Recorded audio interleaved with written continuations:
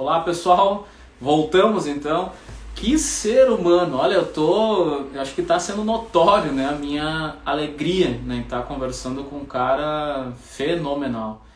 Que ser humano incrível que é o Glauco Paz, um coração gigantesco, gigantesco. Olha, tô bem, acho que emoção talvez, né, de estar falando com uma pessoa que tem, né, tamanha bagagem, tamanho conhecimento e tá colocando para nós, né, um pouquinho dessa trajetória profissional e mostrando, né, o quão o coração é humano, né, nesse momento. Deixa eu adicionar ele aqui na conversa de novo, que a gente vai fazer então a segunda parte aqui. Vamos lá. E para dar continuidade, então, essa entrevista muito bacana, muito especial que a gente está fazendo na noite de hoje. Muito legal ouvi-lo. Bom, voltamos então. Então, só estava fazendo aqui né, para não te deixar né, nos bastidores. Cara, que coração que tu tem, bah, assim, ó, fenomenal, que legal tá te ouvindo, é muito emocionante, eu poderia te dizer assim, eu posso transmitir, né, porque a gente não consegue transmitir sensações, né, dentro de uma live, mas é muito emotivo, né, é muito legal te ouvir. Mas voltando para a pergunta anterior, da parte final da parte um ali, qual delas te marcou mais? Não necessariamente esportiva, né? Porque tu já deve ter feito N coberturas, como mesmo você citou, Carnaval, Fórum Mundial, enfim. Teve alguma, né, que vem na tua mente agora, enquanto a gente fez essa pausa, poxa, isso aqui me marcou. Qual foi? Conta pra gente. Foi uma do esporte, foi realmente uma que eu fiz, eu acho que foi 2017. Primeiro eu queria dizer o seguinte, eu consegui, graças ao esporte, ganhar 9 prêmios Ari, que é o principal prêmio da imprensa do Rio Grande do Sul, né, da Associação Rio Grandense de Imprensa. E essa reportagem, eu não ganhei nada, não ganhei nenhum prêmio, mas ao mesmo tempo eu ganhei o maior prêmio que eu poderia desejar de uma reportagem. Eu vou explicar isso. É uma reportagem do esporte com fundo social, porque ela foi feita por uma carta que foi recebida pelo massagista do Aimoré, que é um clube aqui da região metropolitana, de São Leopoldo, né? De um rapaz, que depois a gente veio descobrir que era um rapaz, como é o nome da cidade? Bom, já vou lembrar. O fato é que ele escreveu uma carta numa máquina de escrever, pedindo roupas, uniformes do Aimoré, que ele gostava muito do Aimoré. E aquilo nos envolveu de uma forma, a cidade de Terra de Areia, no litoral norte. Que no começo a gente ficou em dúvida se realmente era aquilo, e depois se confirmou como uma baita história. O que ele escreveu na máquina de escrever? Que ele era muito pobre, que ele não tinha condições de comprar um uniforme e que ele gostaria de ganhar um uniforme do Aimoré. Por que o Aimoré? Porque ele era torcedor, ou seja, já chama atenção porque ele não era Inter, não era Grêmio, ele não era Juventude, ele não era Brasil, ele não era Pelotas, ele era o Aimoré. E contou detalhes da vida dele nessa carta que realmente emocionaram, né? Só que ele mandou para o roupeiro, o que também já é uma coisa peculiar, porque geralmente ele poderia mandar para o jogador, poderia mandar para o presidente, não, ele mandou para o roupeiro. O roupeiro recebeu, entrou em contato com a gente e nos mostrou e nós ficamos naquela dúvida. Poxa, será que dá para acreditar em alguém que manda uma carta pedindo roupa do Aimoré, com todo respeito, mas que não é um clube de ponta, ele poderia Sim, pedir do sim. Grêmio, enfim, para o roupeiro. Ele não mandou para o presidente, não mandou para o jogador, que na época eu não sei quem era o destaque, não lembro. E a gente não sabia exatamente, porque ele não tinha rede social, ele não tinha internet, tanto que ele mandou a carta escrita. Vamos dar uma incerta, vamos tentar descobrir. Só que para isso a gente montou uma produção que, antes de encontrá-lo, a gente precisava ver qual era a reação do roupeiro que recebeu a carta, que para ele também foi totalmente inusitado. Ele nunca tinha recebido uma carta de alguém torcedor do clube. Quem recebia eram os jogadores, Sim. a direção. Então a gente fez um Que legal. material. A história que estava na carta era realmente emocionante, porque ele morava junto com a mãe, numa casa muito pobre, a mãe era doente, ele trabalhava, mas um rendimento insignificante. Ele sofria bullying, E aí depois a gente foi entender melhor por que ele sofria bullying, né? Chamavam ele de pé rasgado, porque ele usava roupa rasgada, meia rasgada, enfim. São coisas que nos tocaram bastante. E nós, depois que fizemos o material aqui no Aimoré, nós resolvemos ir à Terra de Areia e fazer uma surpresa. Ou seja, é o típico da reportagem que não foi combinado. Ou seja, se for para acontecer, vai acontecer. Se não for, a gente vai descartar, infelizmente. Vai ser uma mentira, vai ser uma fake news, mas nós não vamos levar adiante. Sim. E nós chegamos lá e o roupeiro foi junto. Foi junto e nós chegamos na casa e ele simplesmente não acreditou. E nós confirmamos uma história de alguém muito, muito pobre, que morava numa casa muito pobre, com uma mãe bem velhinha e doente, e que só queria ser feliz, conforme ele havia escrito na carta. E a partir disso nós construímos um roteiro, ao comprovar essa situação, em que nós vimos que existia a máquina de escrever, que ele tinha comprado de um brechó, de um valor lá. E as folhas que ele escrevia, ele pedia emprestada ou doada as folhas de ofício, porque ele não tinha dinheiro. Uma situação paupérrima, a tal ponto que eu pedi para ir no banheiro e ele me disse, não, minha casa não tem banheiro. E isso se transformou numa bela reportagem, que eu considero foi uma das melhores que eu fiz pelo Fundo Social. Por quê? Sim. Porque ele ganhou, além da roupa, ele ganhou comida, porque os jogadores se mobilizaram e deram ranchos para eles. Ele ganhou remédio, e isso o departamento médico do clube encaminhou, porque a mãe dele precisava muito de medicamentos, que ele não tinha dinheiro para comprar e a farmácia pública não tinha para fornecer. E foi de uma certa forma tão grande o assédio que um dia ele mandou uma outra carta para a gente. Pelo amor de Deus, diz que eu não preciso mais, porque todo dia vem gente aqui em casa e eu já estou com vergonha. Ou seja, nós conseguimos, pelo menos naquele momento, é isso que eu te falo da questão do auxílio, dar um pouco mais de dignidade, de vida. O mínimo que ele queria era um uniforme. Ele não pediu nada mais que isso. E a gente conseguiu dar muito mais que isso e contar essa história que tocou muita gente. Eu recebi mensagens dos Estados Unidos, de gente que viu depois na internet, de várias partes do país, gente perguntando, me dá o endereço que eu quero mandar aqui de São Paulo roupa para ele. E a gente ajudou. E resolveu um problema, eu acredito, pelo menos naquele momento, de uma pessoa que estava desiludida com a vida, que tinha já tentado tirar a própria vida. E eu acho que essa é a função social do jornalismo que eu consegui naquela reportagem. Aí eu chego ao final da história. Não ganhei nenhum prêmio oficial, mas ganhei o maior prêmio, que foi o agradecimento dele. O agradecimento do roupeiro do Aimoré, que até hoje ajuda. Até hoje eles mandam coisa. Sensacional. Para esse rapaz. A mãe, infelizmente, veio a falecer, mas eu acho que hoje ele tem um pouco mais de conforto, um pouco mais de dignidade. Convenhamos, não deveria ser uma reportagem que deveria propiciar isso, mas foi o que deu para fazer, né? É muito legal eu ouvir de ti, porque, cara, tu é um cara, para contextualizar para o pessoal, tu já cobriu mundiais do Inter e do Grêmio, né? Tu já fez tanta matéria, tu já viajou, como a gente falou na parte um ali, cidadão do mundo, rodou tanto. E, e é legal elucidar, sabe, essa situação desse rapaz, dessa história, né? Porque, com certeza, né?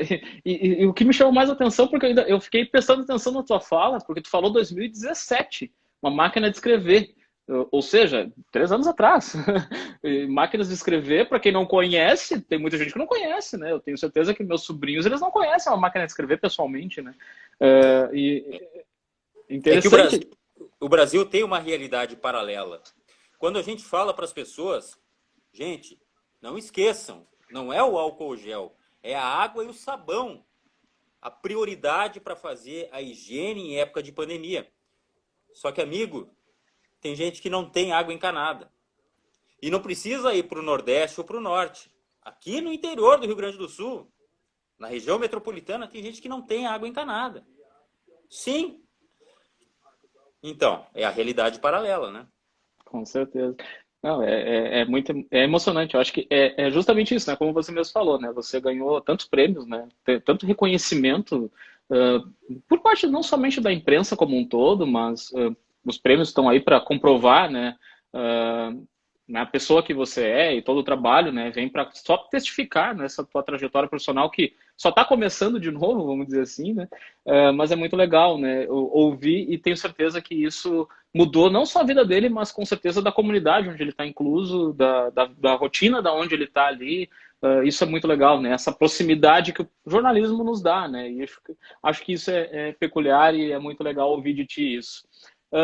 Eu não tenho como não falar do coronavírus. A gente já vem falando, né, em entrelinhas agora, de algumas coisas, mas eu não tenho como não falar. É o assunto do momento, é o que acontece no mundo. O mundo, né, parou, né? A minha geração, não sei a tua, mas a minha geração, ela nunca tinha passado por nada parecido, né? Nem, acho que assim, a gente ouve tanta coisa, né? Ouvia tanta coisa no tempo de colégio, na escola, em história, mas eu nunca passei por nada e eu tenho certeza que muitas gerações também nunca viram nada tão drástico como é o que está acontecendo no cenário de hoje, né? A gente vê números crescendo, números crescendo. Santa Maria, que até pouco tempo atrás, e o pouco tempo atrás que eu falo é 2 dias, os hospitais eles estavam normais e hoje estão com 70% da sua capacidade de UTI ocupada.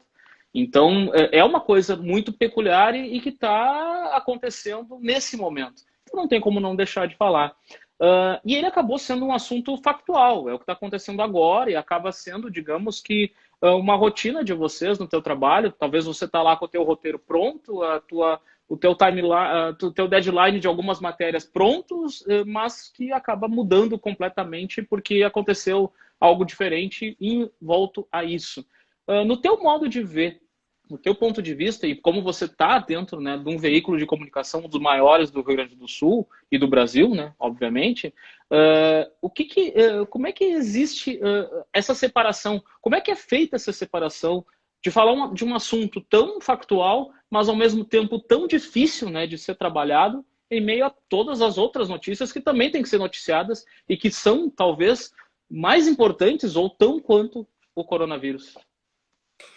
Olha, o coronavírus, em primeiro lugar, a gente está fazendo história, né? Esse momento que a gente vai atravessar ainda, porque nós estamos nessa travessia ainda, nós estamos caminhando, né? Está longe de acabar essa pandemia, na minha opinião. Os efeitos dela vão ser muito longos ainda, e eu falo também em aspectos financeiros, econômicos, enfim. Mas a gente está fazendo história. Isso vai deixar marcas para todo mundo. A minha geração passou por outras dificuldades. Eu sou de uma época em que a gente chegava no supermercado e não tinha vários produtos, né? Eu tinha uma época que eu chegava no supermercado e que num dia era um preço, no outro era o dobro. Essas coisas a gente não... Eu passei por algumas moedas, né? Que a geração de hoje não sabe o que é isso. Cruzeiro, real, cruzeiro novo, cruzado, enfim. Mas isso que a gente está atravessando agora também é parte de uma história muito importante. E eu volto a falar dos dois lados do balcão, porque isso, no jornalismo, influenciou também dos dois lados do balcão. Por quê? Porque é uma contaminação muito grande. É uma contaminação, não estou falando do vírus, é uma contaminação política do assunto. E isso é muito delicado. A gente volta àquela situação de que os meios de comunicação hoje conseguem passar mais qual é o seu posicionamento em termos de esquerda, direita, centro, governo, antigoverno, enfim. Mas nem sempre as pessoas têm a percepção disso. O que nós temos hoje é uma briga política muito grande em relação ao assunto e uma questão sanitária premente, uma questão de saúde, que é muito importante. Eu vou te falar mais especificamente da empresa que eu estou trabalhando, né? A gente procura trabalhar muito em cima de dados oficiais. Isso é uma coisa que eu acho que tem que ser um compromisso. A gente não está no achômetro. A gente faz comparações? Faz. Entre números oficiais. Ou seja, números que são dados pelo governo federal, números que são fornecidos pelas secretarias, mas que elas não são tão distantes assim. Mas não fazemos especulações. Porque hoje existe também a contaminação do fake news. A fake news ela tá de uma certa forma que eu acho que esse é o aspecto negativo da tecnologia, que qualquer um hoje pode se sentir jornalista. E vai dar um discurso. Que nem eu conheço um jornalista aqui da capital que diz o seguinte: não, porque eu tomei cloroquina e me salvou. Só um pouquinho. As pessoas que estudam o assunto, elas que têm que falar sobre isso e dizer pode ou não pode. E eu vou escutá-las. Eu posso fazer uma tese em relação a isso. Não, existe um estudo nos Estados Unidos mostrando que não é bem assim, existe um estudo, mas sempre em cima de dados científicos.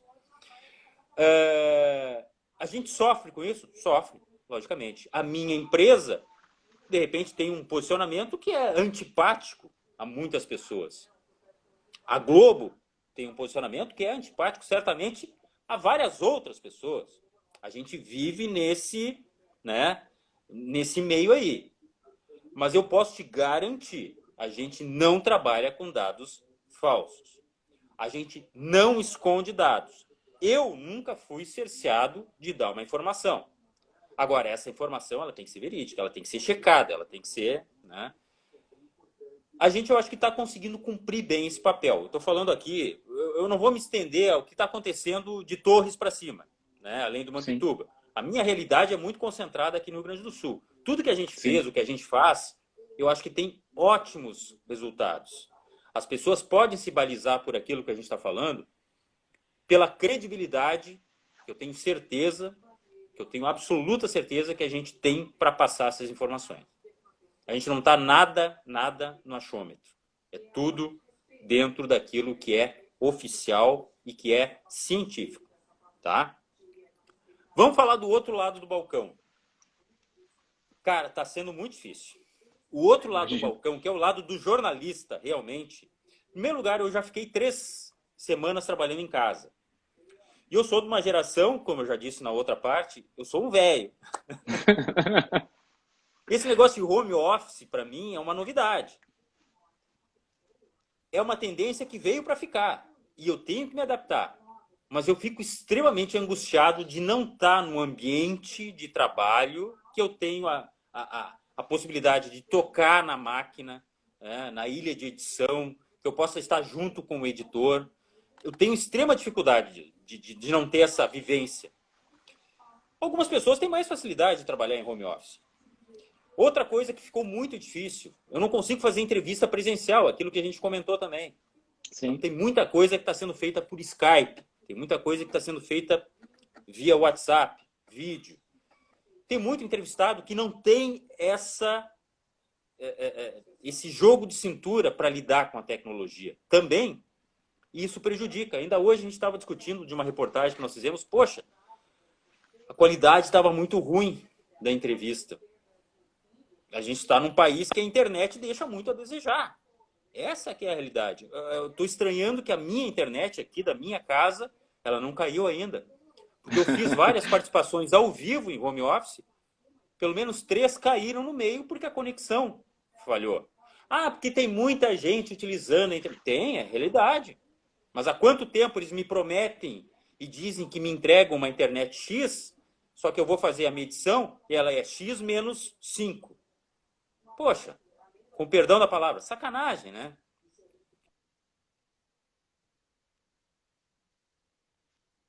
Aí ele vai elucidar agora. E tu falou e vai elucidar, ó. Viu só? Então, essa parte tecnológica, ela afetou muito a nossa atividade. Mas assim, ó, é um momento histórico, com coisas que vieram para ficar. As reportagens de televisão, elas vão ser cada vez mais feitas por esse equipamento, por celular. A qualidade do celular está cada vez melhor.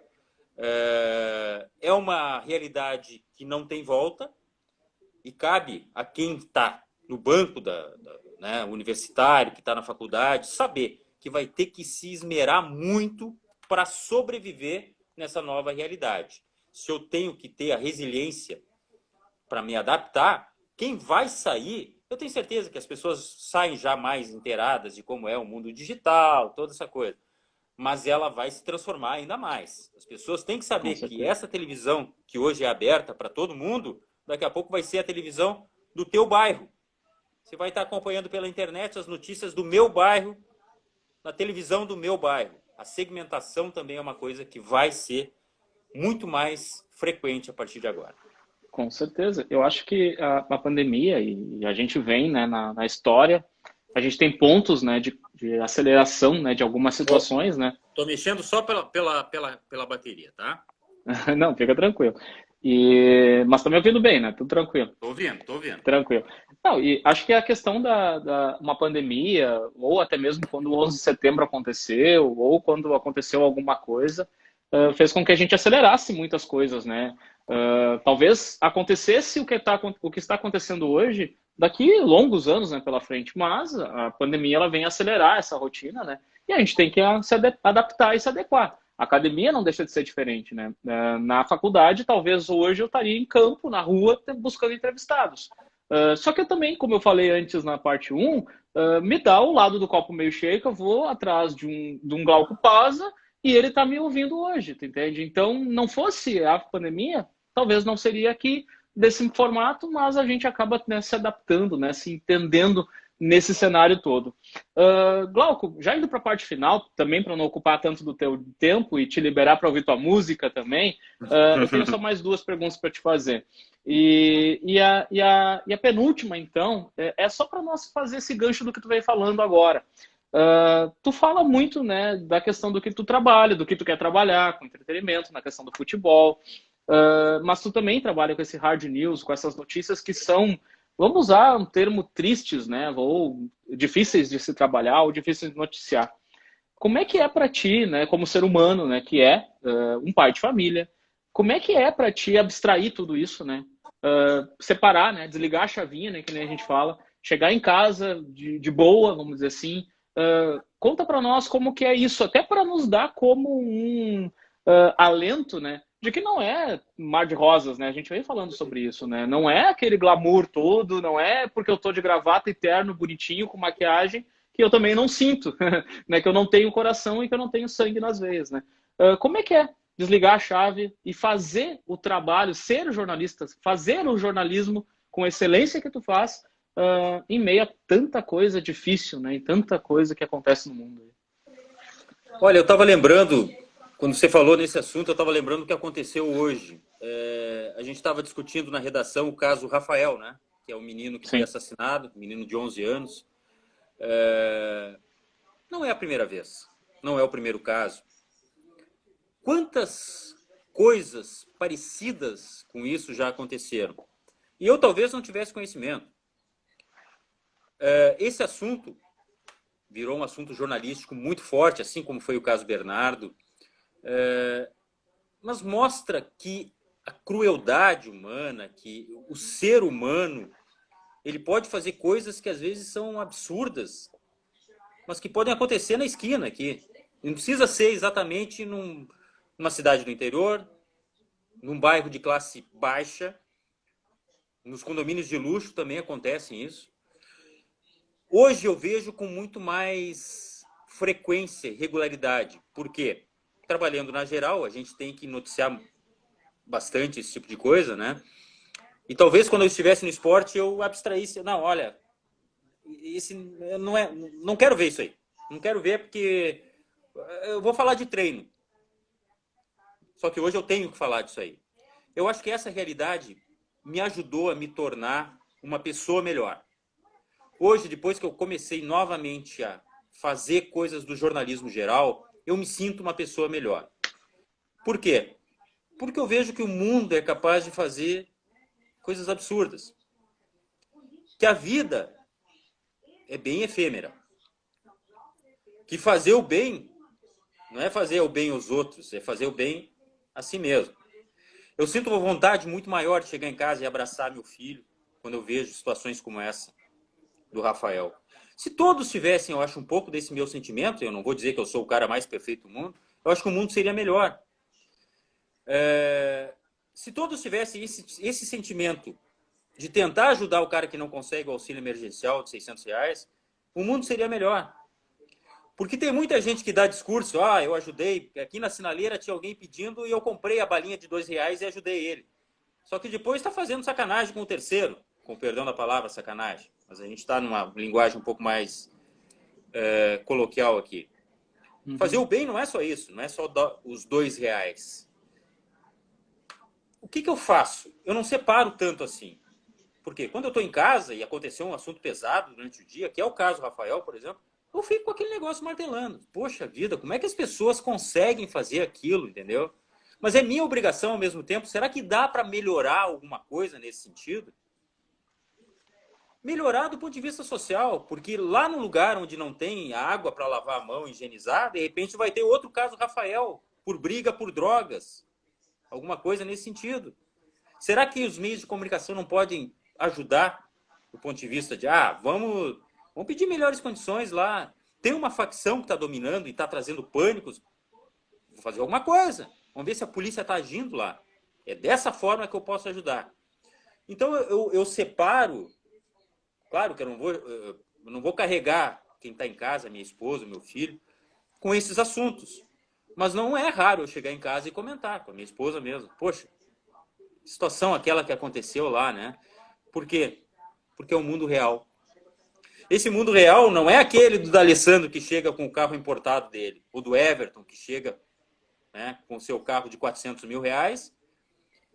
E sobre a discussão da redução de salários de 25%. Poxa, o cara reduziu 25% do salário dele no Inter, agora ele está recebendo só 450 mil, né?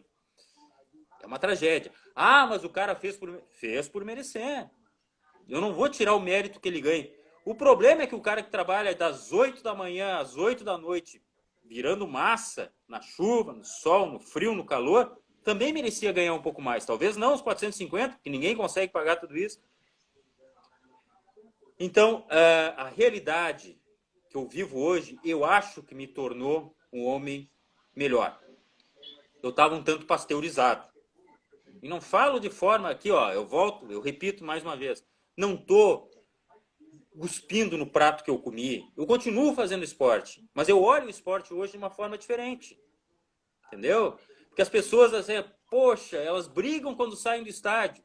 Amigo, vocês brigam por aqueles jogadores que estão, de Grêmio e Inter, que estão na mesma churrascaria depois do jogo. Aquela confusão toda do Grenal, que não sei quantos foram para a rua. Acho que caiu de novo ali. Depois do jogo, eles estavam passando o WhatsApp um para o outro. Poxa, irmão. Poxa, bruxo. Aquela linguagem de boleiro. Fala, mano. Cara, e os caras estão brigando, a torcida vai brigar na rua por isso. Vamos ser um pouco mais sensato, entendeu? A vida real não é isso, não é o que acontece dentro das quatro linhas. Aquilo é para ser entretenimento. Agora, isso que aconteceu em Planalto é a vida real. Infelizmente, é a vida real. Mas eu acho que a gente tem que tirar exemplos do que pode ser feito, do que não deve ser feito. E esse é um dos exemplos. Qual é a explicação para uma mãe, se é que ela realmente foi ela que matou o filho? Cara, isso é um problema social.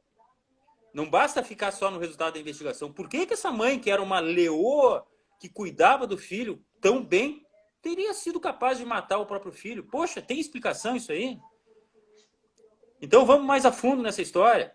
Eu acho que isso não aconteceu só em Planalto. Acontece na Vila Lorenzi, de repente. Vamos ver se eu lembro das Camobi, na Coab Tancredo Neves. Pode acontecer. Eu não estou sendo preconceituoso. Pode acontecer no Patronato. Pode acontecer na vila no bairro mais chique de Santa Maria ou daqui da capital. Vamos abrir o olho. Só isso que eu peço. O mundo ele tá indo para um lugar muito perigoso. Se a gente não agir em seguida, não sei que geração nós vamos ter daqui para frente. É interessante e é peculiar, né? Você tem um filho, né? Dois filhos, né? No caso, né? Mas um que mora diretamente contigo, acredito eu. Eu também tenho uma pequena, né? E trabalhando no meio do jornalismo é complicado porque a gente acaba tendo acesso a informações, né? Nem tudo é divulgado, nem tudo é noticiado, nem tudo é exposto, porque muitas coisas até nem tem porquê e nem tem como, né? Vamos fazer, né? Mas é um mundo que realmente, talvez uma pandemia, talvez um cenário assim, nos fez desacelerar para entender que a gente precisa, né, mudar o significado das coisas, né, e fazer com que fosse diferente, né, e pudesse ser um pouco melhor. dá valor àquilo que precisa mesmo, né? Porque hoje TV, né, necessariamente a gente pode desligar ela, porque não está acontecendo nada além, né, digamos, de entretenimento falando, né, claro, e a gente consegue dar um pouco mais de atenção, um pouquinho mais de cuidado para aqueles que precisam, que são as pessoas que estão do nosso lado, né? Acho que é essa a questão. E aí eu encaixo, né, uma pergunta um pouquinho fora do roteiro, né? Tu acaba assistindo muita coisa? O que tu assiste em casa, assim, ó, só para, né, para divulgar? E curiosidade, porque foi uma pergunta que me fizeram. O que o Glauco assiste quando não está na TV? Né? O que tu acaba buscando, né? Só para nós. Não, eu confesso também que nesse momento eu estou um pouco intoxicado. O que significa estar intoxicado? Eu assisto muita TV e muito jornalismo. Por quê? Porque o momento ele é diferenciado. Sim, sim.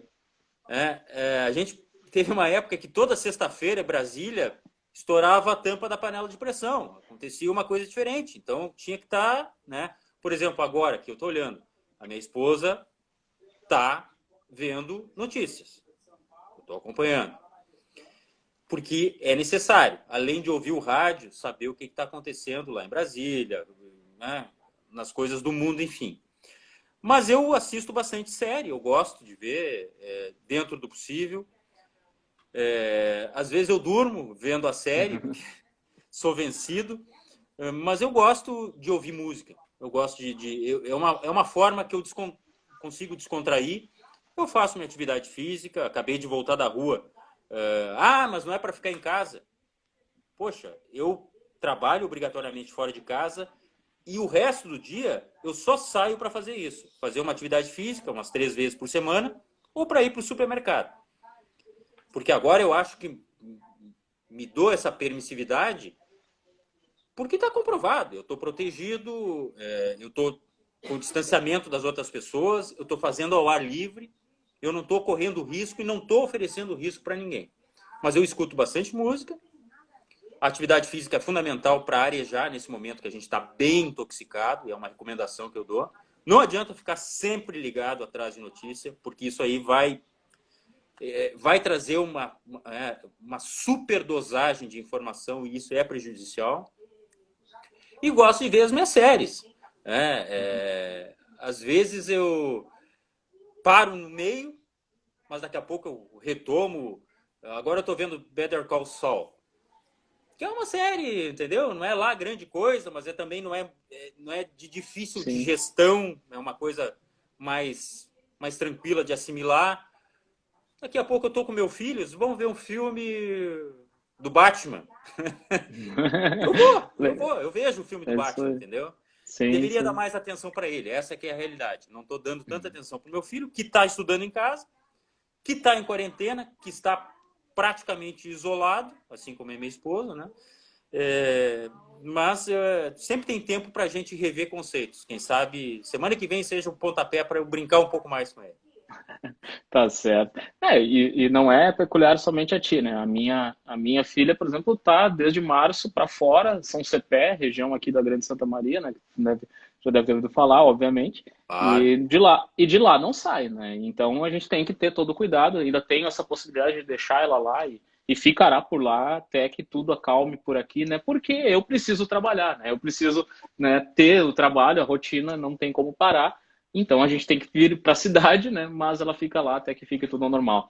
Glauco, para nós encerrarmos, então, eu só tenho que te agradecer, tu abrir, né, derramar esse teu coração todo. É de uma humanidade sem igual. Eu fico honrado ao ver pessoas do meio jornalístico entrando na live para te acompanhar e dar um like ali, como eu vi o Paulo Brito agora dando um like, né? Então é muito legal isso para a gente, Esse né? é um grande coração. É uma grande Né? cabeça, mas é um grande coração também. E não só ele, eu vi o Benfica que entrou ali, enfim, N pessoas que são do meio do jornalismo, que para nós pequenininhos aqui do interior, né, é bom demais, né, ver esse alcance, né, um trabalho que nasceu, né, do pequeno aqui de casa, da minha cabeça, matutando, estudando, poxa, as lives estão crescendo tanto, poxa, deixa eu transformar isso num produto jornalístico. e basicamente foi isso que eu busquei fazer e te agradecer nesse meio de turbilhão, porque eu imagino que o teu celular não para, tu deve receber notificação a todo tempo, porque é natural, o jornalista acaba tendo esse contato, mas no meio de umas, tu achou uma lá minha e eu quero te agradecer imensamente, né? Tu puxar aquela cartinha lá para nos atender e trazer um pouquinho, né? Porque tu é filho da terra aqui, como a gente vinha falando, e certamente o pessoal que está acompanhando aqui tem em ti uma referência, não só no meio do jornalismo, não fica somente ao jornalismo, mas eu tenho certeza que é um filho ilustre que Santa Maria ou a região aqui tem, não tenha dúvida disso, a gente tem aí um carinho todo especial por ti. E para nós encerrarmos com toda essa rasgação de seda e todo esse elogio, bababá, o que é normal, mas é que tem que fazer porque realmente a gente acaba acompanhando vocês aqui de longe e agradecer o carinho, né? Eu queria que tu deixasse pra gente, já foi uma aula, Glauco, uma aula, né? Não, eu costumo dizer que além do jornalismo, é uma aula de vida, né? Uma aula de conhecimento, né? Eu queria que tu deixasse pra gente uma mensagem, eu queria que tu deixasse pra gente um aprendizado, eu queria que tu deixasse, compartilhasse com a gente mais do que tu já fez, porque tu já fez isso ao longo da conversa que a gente teve. Viu como eu não fiquei, não é clubismo, não falei de Grêmio de Inter, não é esse o objetivo. Aqui a gente está para falar sobre jornalismo, e é isso que eu procurei trazer um pouquinho para o pessoal que está acompanhando. Então, deixa para a gente uma mensagem, um aprendizado, compartilha conosco uma experiência, enfim, é um espaço aberto para ti, um espaço teu, que tu derrame um pouquinho mais desse coração tão humano que tu tem aí. Não, o recado que eu teria para deixar invista você que é estudante ou que não que pensa ser, que já é profissional, e não só do jornalismo. Pense sempre numa palavra: humildade. Do ponto de vista do jornalismo, essa palavra é ainda mais útil porque tenha a humildade de escutar. Uma grande virtude do jornalista e do ser humano, escutar. Por quê? Porque muitas vezes a gente, como é generalista, o jornalista tem conhecimento, ou tende a ter conhecimento, é desejável pelo menos, de várias coisas, ele às vezes pode achar que sabe mais que os outros. E às vezes aquele senhor, o seu João, que a gente estava falando há pouco, lá do interior, ele sabe muito mais que a gente. Que ele tem conhecimento da vida. Contar boas histórias, é isso que a gente quer no jornalismo, é saber ouvir e depois saber transferir tudo isso ou para o papel, ou para a imagem, enfim. Se você não é jornalista, leve isso para a vida. Por quê? Porque a pessoa, ela também fica maior, ela fica melhor a partir do momento que ela souber ouvir. E ouvindo a gente aprende muito mais. Ninguém é dono da verdade, eu não sou, estou muito longe disso. Esse conhecimento, essa bagagem, esse fato de ter viajado o mundo. Eu entrevistei o Zidane, entrevistei o Sérgio Ramos, entrevistei. Mas talvez ter entrevistado esse rapaz de Terra de Areia tenha me agregado muito mais do que ter entrevistado o Zidane, com todo o nome que tem o Zidane. O tamanho da entrevista não é o tamanho do entrevistado. O tamanho do conteúdo da sua reportagem não é o tamanho de linhas, não é quantos minutos. É o tamanho de verdade, é o tamanho de ajuda que você pode dar ao contar aquela história. Lembre-se disso. E se você não for jornalista, como eu falei antes, leve isso para a vida. Ouça mais, aprenda mais com os outros. A gente está sempre aprendendo. E para isso, humildade é fundamental. Sensacional. Glauco, eu não tenho. Eu vou ser repetitivo e vou ser repetitivo e vou ser repetitivo. Tenho palavras para te agradecer, né? Ter puxado a cartinha nossa ali, né? Tecnológica, né?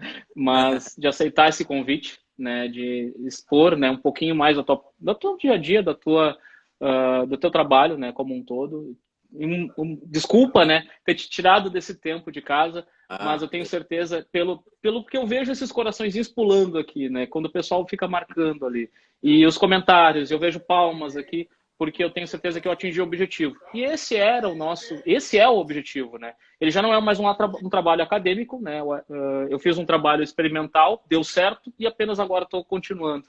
Então, ele já não é mais acadêmico, e chegar a pessoas como vocês, entrevistei tua colega Luciane Coleman, por exemplo, entrevistar você, ter entrevistado o Daniel Arbex, que escreveu um livro fenomenal sobre Santa Maria, uma tragédia que, enfim, né? Enfim, alcançar pessoas como vocês nos dá a dimensão de que o jornalismo ele não é glamour, ele é humano.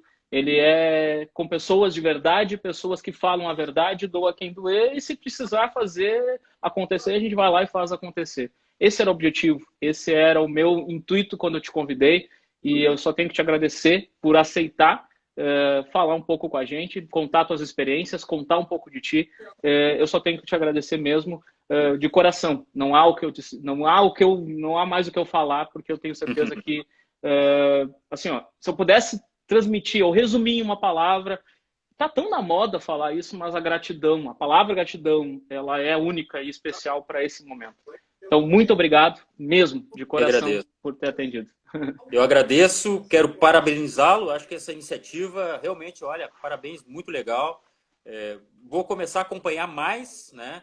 A gente tem uma demanda bastante grande de coisas para fazer e uma oferta bastante grande de conteúdo digital que chega hoje, mas eu pontuo, né? Algumas coisas que são preferenciais e eu vou começar a acompanhar realmente. Parabéns, gostei muito do bate-papo. Estou à disposição, sempre que for possível. Bastante lisonjeado com as palavras. Não sou merecedor de tudo isso, tá? E sempre que precisar, estamos aí. Tá bom? Te agradeço de coração. Vou fazer o encerramento aqui só para nós fechar. Então, gente, chegamos ao final, né, de mais uma edição do Live em Casa, aqui no meu cantinho, na casa do Glauco. Olha lá, ele está em casa. Agradeço, Glauco, por toda a tua paciência, por todo o teu carinho, por nos acompanhar e nos responder, né, perguntas do teu cotidiano.